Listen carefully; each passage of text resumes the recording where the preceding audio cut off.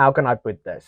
You guys know how the plan was to have a Mazda FE3 turbo engine in this W203 body. Well, long story short, that's not going to happen. Now, I know many of you might be like, what the fuck? I'm not too happy about this either, especially after putting a lot of time and effort to get the car where it was, for this all not to work out, but it is what it is. It turns out that I won't be selling the Ford after all, because well, I do have a very unhealthy addiction to any inline 6-cylinder engine. And for the OG subscribers, you would know that's why I bought this thing, but obviously I got a bit carried away. But I thought, why don't I spend the next couple of weeks removing the engine from the off-road AU Falcon and building it into that. As the car sits over here, it is fully running and driving, so we have basically everything to get that thing up and driving. I mean, how hard can it be? The engine is freaking massive, so will it fit? I do not know. Can we make it fit? I'm sure we can figure that out. I guess we'll find out soon enough, but I'm going to get started by draining all the fluids and then start taking things apart so we can get this engine out of the off-road AU Falcon. Let's do this.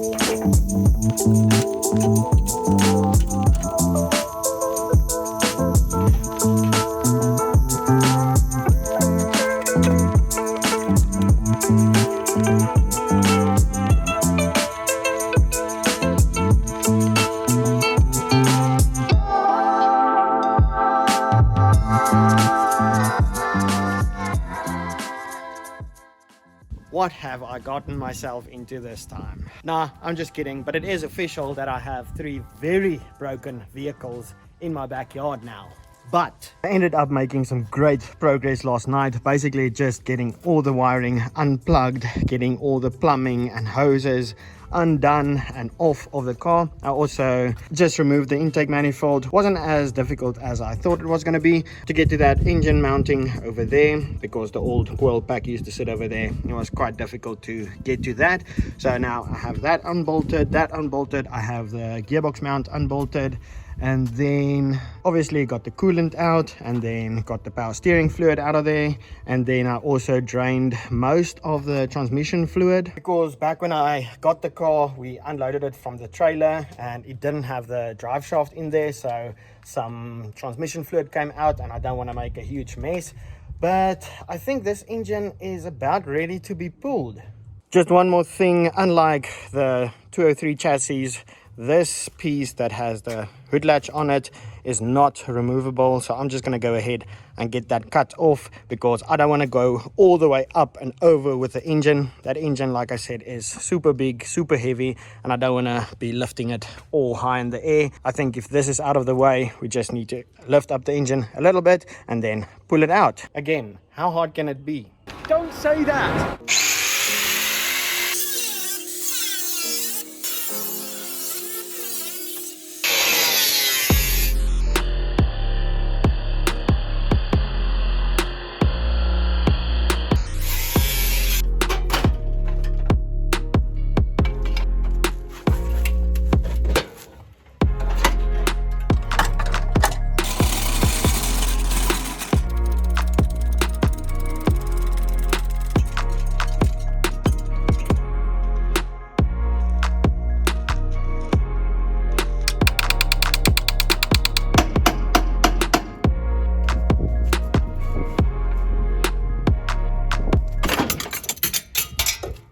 dipstick.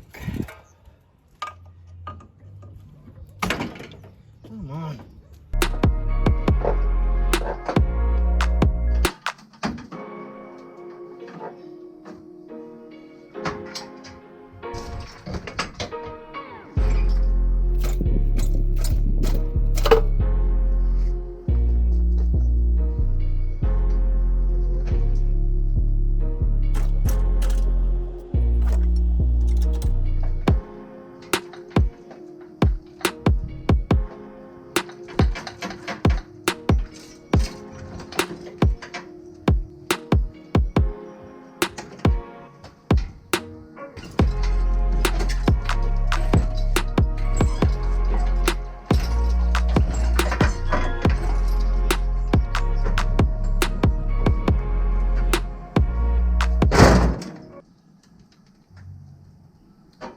Watch your fingers.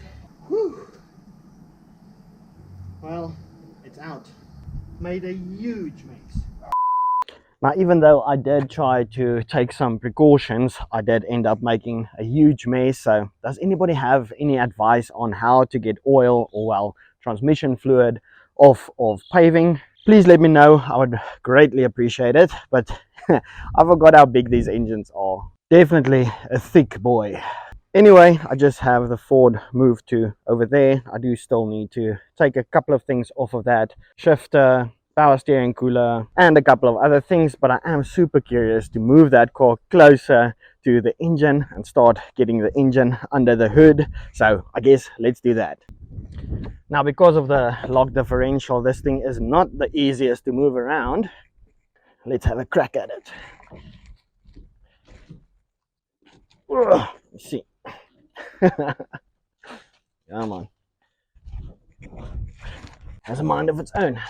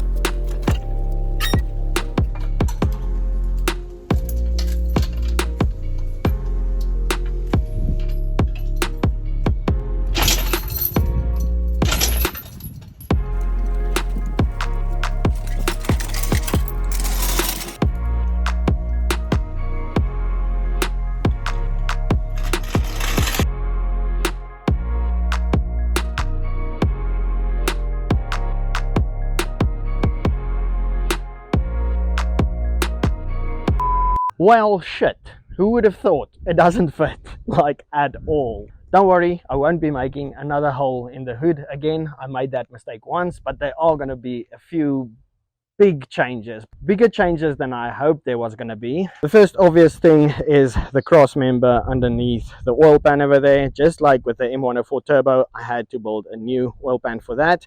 Now, I don't really want to build a new oil pan for this, but yeah, I'll have to do something with that, because let me just open this up. The engine does need to move back a bit more closer to the firewall, because it is like 10 meters long, so we have to push it in there as far as possible. And then obviously the engine does need to go down quite a bit. About the only good thing is the ride height is almost perfect, even with a much heavier engine and on the cut coils. Still looks good. But I think I'm going to end this video off here. It does suck that I'm not going with the FE3 turbo engine anymore, but I am personally super excited to get started on this. Even though it might not look like it, the car is closer than ever to actually driving. I probably shouldn't say that. Anyway, let me wrap my head around this project I just got myself into, and then I'll see you guys in the next one. Thanks for watching. Peace.